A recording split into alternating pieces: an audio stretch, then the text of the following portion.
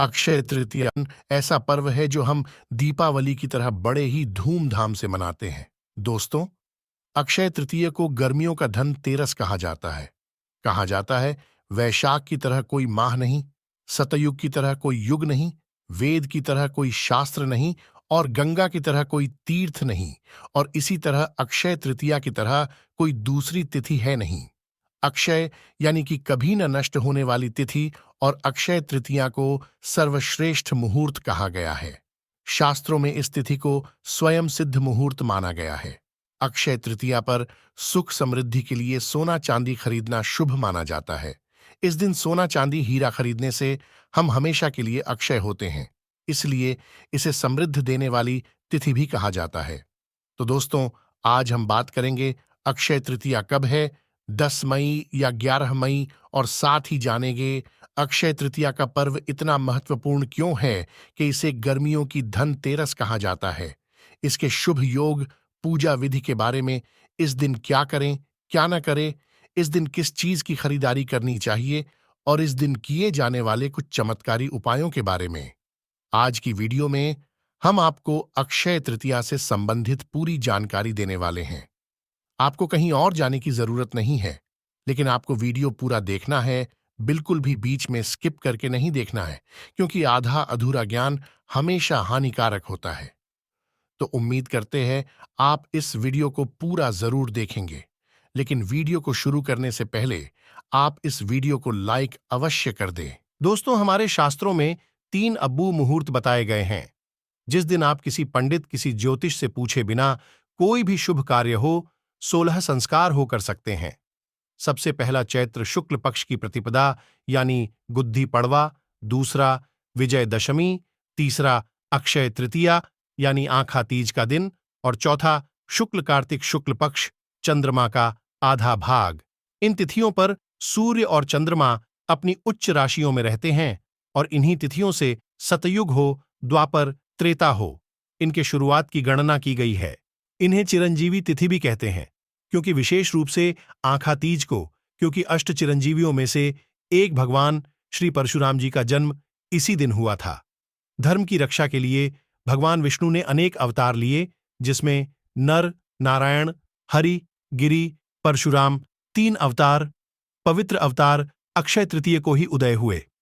अक्षय तृतीया के दिन माता गंगा का पृथ्वी पर अवतरण हुआ था, और गंगा के अवतरण से राजा सगर के 60,000 पुत्रों को मुक्ति मिली थी, और मां पार्वती जी ने आज के दिन ही देवी अन्नपूर्णा का अवतार लेकर भगवान शिव को भिक्षा दी थी। माता अन्नपूर्णा ने इसी दिन समस्त विश्व के भरण पोषण का भार भी संभाला था। धन धान्य की प्राप्ति के लिए किए जाने वाले कनकधारा स्तोत्र की रचना भी आदि शंकराचार्य के द्वारा इसी दिन की गई थी। आज के विशेष दिन ही कृष्ण सुदामा का मिलन हुआ था, और महाभारत के अनुसार अक्षय तृतीया के दिन ही भगवान श्री कृष्ण ने पांडवों की पत्नी द्रौपदी को पांडवों के अज्ञातवास के दौरान अक्षय पात्र भेंट किया था। अक्षय पात्र की विशेषता थी कि इसमें भोजन कभी खत्म नहीं होता था। जितनी मात्रा में जितना भोजन चाहिए, चमत्कारिक ढंग से प्राप्त होता था। अक्षय तृतीया दिन ही वह खास अवसर था जिस दिन महर्षि वेदव्यास जी ने महाभारत लिखना शुरू किया था, और महाभारत में ही श्रीमद् भागवत गीता भी समाहित है। और इस दिन अगर आप गीता जी में समाहित 18वें अध्याय का पाठ करते हैं, तो इससे अक्षय पुण्य की प्राप्ति होती है। इस दिन महाभारत की लड़ाई खत्म हुई थी। इसी दिन से सतयुग और त्रेता युग की शुरुआत भी हुई थी। वहीं मान्यताओं के अनुसार इसी दिन पर द्वापर युग का समापन भी हुआ था, और इसी दिन अक्षय तृतीया के बारे में जब युधिष्ठिर ने भगवान कृष्ण से पूछा था, तो भगवान कृष्ण ने उन्हें इसके महत्व को बताया था। श्री कृष्ण जी ने युधिष्ठिर को बताया कि अक्षय तृतीया के दिन जो भी रचनात्मक और सांसारिक कार्य किया जाएगा, उसका शुभ परिणाम व्यक्ति को प्राप्त होगा। तो चलिए जानते हैं साल 2024 में अक्षय तृतीया की तिथि कब है। पंचांग के अनुसार अक्षय तृतीया तिथि का प्रारंभ होगा 10 मई सुबह 4:17 पर, और तृतीया तिथि की समाप्ति होगी 11 मई सुबह 2:50 पर। 10 मई शुक्रवार को अक्षय तृतीया का दुर्लभ शुभ महासंयोग प्राप्त हो रहा है, क्योंकि शुक्रवार का दिन मां लक्ष्मी का है। और अक्षय तृतीया इस बार शुक्रवार को ही मनाई जाएगी। बात करें पूजा के शुभ मुहूर्त के बारे में तो सुबह 5:33 से शुभ मुहूर्त प्रारंभ होगा और दोपहर 12:18 तक आप पूजा कर सकते हैं और शुभ मुहूर्त में अक्षय तृतीया तिथि के दिन आप सोना खरीद सकते हैं। सोना खरीदने का शुभ मुहूर्त क्या होगा? देखिए, अक्षय तृतीया तिथि अपने आप में शुभ मुहूर्त है।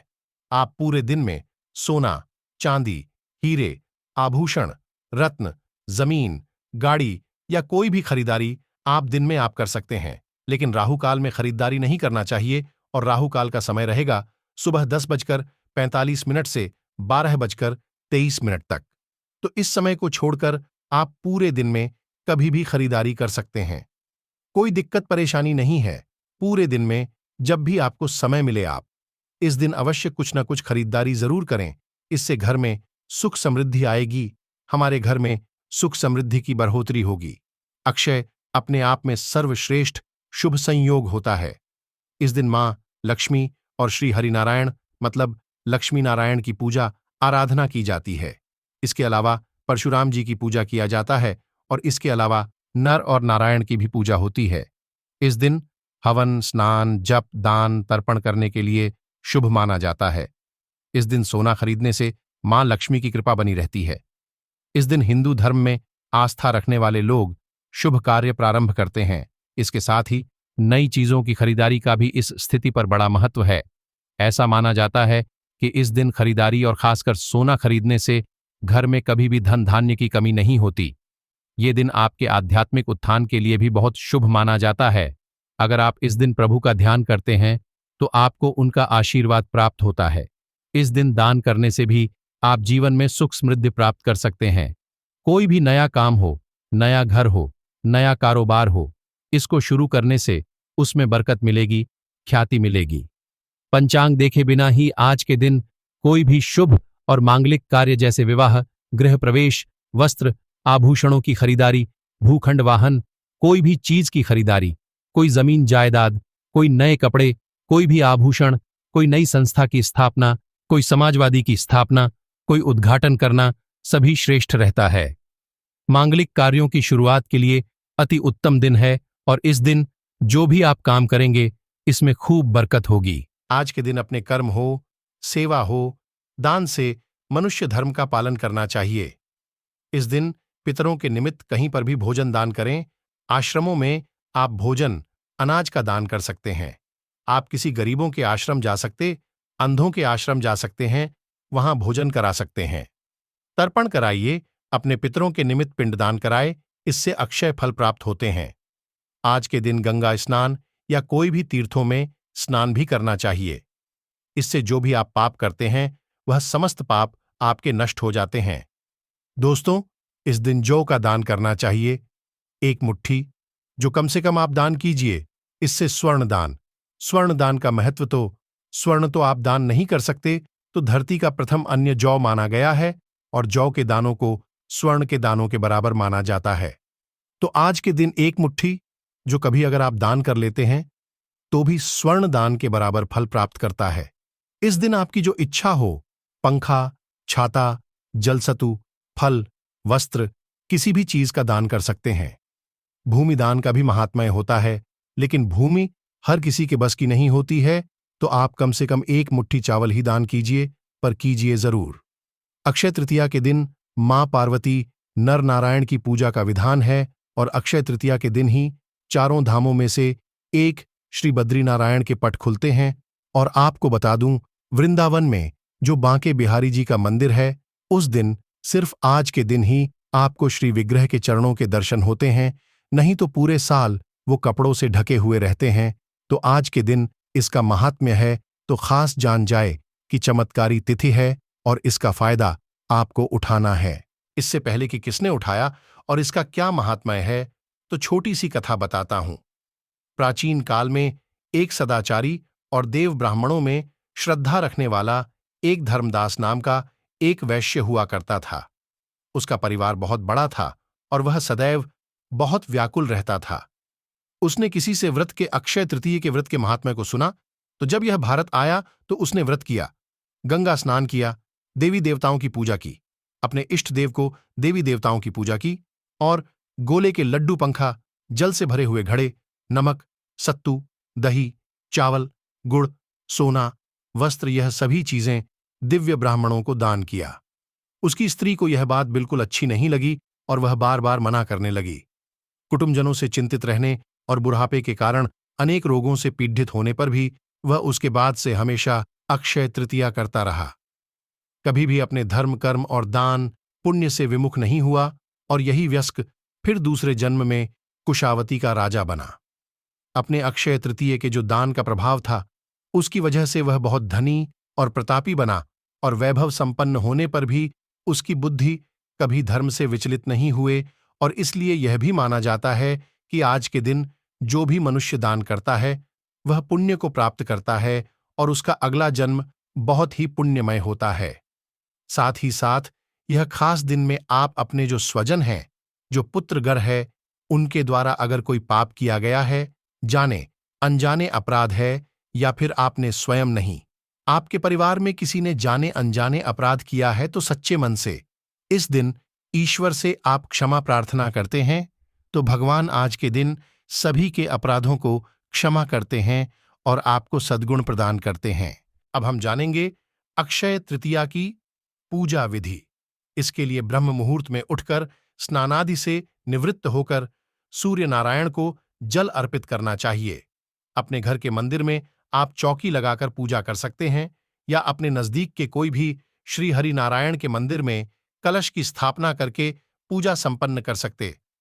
अक्षय तृतीया की पूजा आराधना में कलश की स्थापना का अत्यंत महत्वपूर्ण स्थान है। मतलब आप कलश स्थापना के बगैर अक्षय तृतीया की पूजा विधि को संपन्न नहीं कर सकते हैं। कलश की स्थापना करके विधि विधान से लक्ष्मी नारायण की पूजा करके धूप दीप अर्पित करके मां लक्ष्मी और श्री हरि विष्णु के मंत्रों का जाप अवश्य करना चाहिए। खीर का भोग अर्पित करें। सफेद मिठाई या दूध से निर्मित मिठाई का भोग लगाना उत्तम होता है। अपने सामर्थ्य के अनुसार और सच्ची श्रद्धा भक्ति से आपको भोग लगाना चाहिए। श्री हरि नारायण आपके भोग को अवश्य ही स्वीकार करेंगे। इसके बाद आप आरती करके क्षमा याचना कर लीजिए।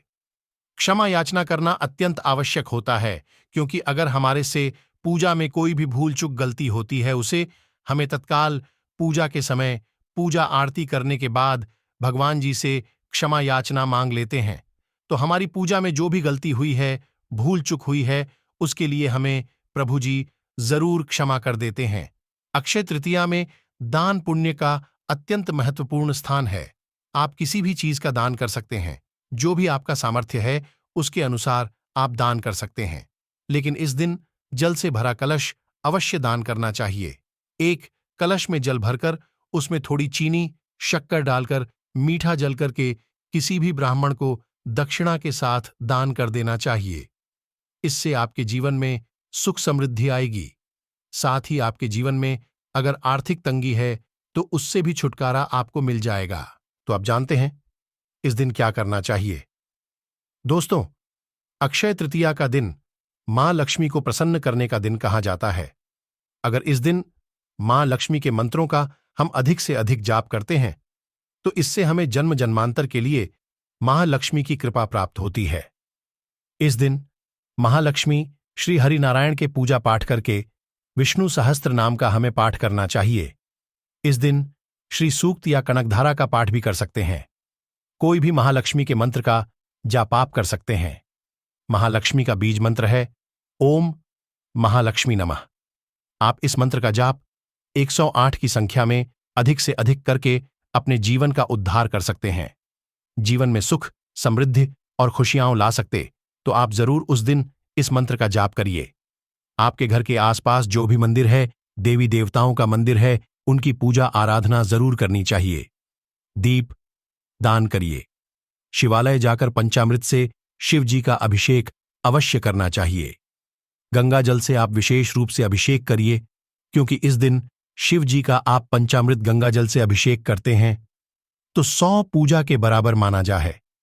अगर आपको आर्थिक तंगी है तो आप गन्ने के रस से शिव जी का अभिषेक करें और शिव तांडव का पाठ करिए। इस तरीके से आप भोलेनाथ जी से प्रार्थना करें कि मेरे घर में मां लक्ष्मी का वास हो, स्थायी रूप से मां लक्ष्मी वास करे मेरे घर में। तो यह कार्य अक्षय तृतीया पर आपको अवश्य करना चाहिए। लेकिन ऐसे कुछ कार्य ऐसे होते हैं जो कि अक्षय तृतीया पर हमें भूल कर भी नहीं करना चाहिए। शास्त्रों में कहा गया है कि जो कर्म हम करते हैं सभी कर्म अक्षय फल प्रदान करने वाले होते हैं। जो भी हम अच्छा बुरा करते हैं वह सब कुछ संचय हो जाता है। इस दिन किसी भी प्रकार से किसी को भी कष्ट नहीं पहुंचाना चाहिए, चोरी नहीं करना चाहिए, झूठ नहीं बोलना चाहिए, सभी जीवों पर दया करना चाहिए, क्रोधित नहीं होना चाहिए, निंदा भी नहीं करना चाहिए, किसी को अपशब्द नहीं बोलना चाहिए। कोई भी कुछ भी आपसे मांगे तो अवश्य दे देना चाहिए, क्योंकि क्या पता किस भेष में आपको नारायण मिल जाए। उसे कुछ न कुछ अवश्य देना चाहिए। आज के दिन तामसिक भोजन नहीं करना चाहिए। तामसिक भोजन में लहसुन, प्याज, मांस, मदिरा, बीड़ी, सिगरेट इस तरह का कोई भी चीज आपको तामसिक भोजन ग्रहण नहीं करना चाहिए। आप सात्विक भोजन बनाकर स्वयं और परिवार को ग्रहण करना चाहिए। इस दिन शुद्ध शाकाहारी सात्विक भोजन बनाकर भगवान को भोग अर्पित करिए। उसके बाद स्वयं अपने परिवार के साथ ग्रहण करिए। इससे महालक्ष्मी श्री नारायण की कृपा आप पर सदा सदा के लिए बनी रहेगी। परिवार हमेशा सुरक्षित रहेगा, सारी मनोकामनाएं पूरी होंगी, आर्थिक स्थिति मजबूत होगी, सफलता की प्राप्ति होगी। आज का दिन बहुत श्रेष्ठ है, ताकि मैं आपको एक महा उपाय बता रहा हूं। अगर आप यह उपाय अक्षय तृतीया के दिन कर लेते हैं तो मां लक्ष्मी की कृपा बरसने से आपके ऊपर कोई नहीं हो सकता है। अक्षय तृतीया के दिन माता लक्ष्मी को गुलाब का या फिर आप कमल का फूल अर्पित करिए। गुलाबी रंग के पीले रंग के कपड़े पहनकर पूजा करें। साथ ही मोती या फिर फटिक की माला सी आप महालक्ष्मी का कोई भी बीज मंत्र का जाप करिए। अक्षय तृतीया के दिन गणेश जी के बाल स्वरूप को घर लेकर आए और अपने घर के मुख्य द्वार पर लगा दे। अगर आप ऐसा कर लेते हैं तो मां लक्ष्मी स्वयं आपके साथ गणेश जी के साथ विराजमान होके आपके घर में हमेशा हमेशा के लिए निवास करते हैं। उस दिन माता लक्ष्मी का श्री हरि विष्णु का प्रिय भोग चावल की खीर का भोग लगा दीजिए। साथ में आप केले अवश्य चढ़ाएं, क्योंकि पीला रंग अति प्रिय है। तो आप इस दोनों कार्य को अवश्य करें। तो उम्मीद करता हूं आपको यह जानकारी पसंद आई होगी। पसंद आई हो तो वीडियो को लाइक कर दीजिए और चैनल को सब्सक्राइब कर दीजिए और कमेंट में जय माता लक्ष्मी अवश्य लिखें। धन्यवाद।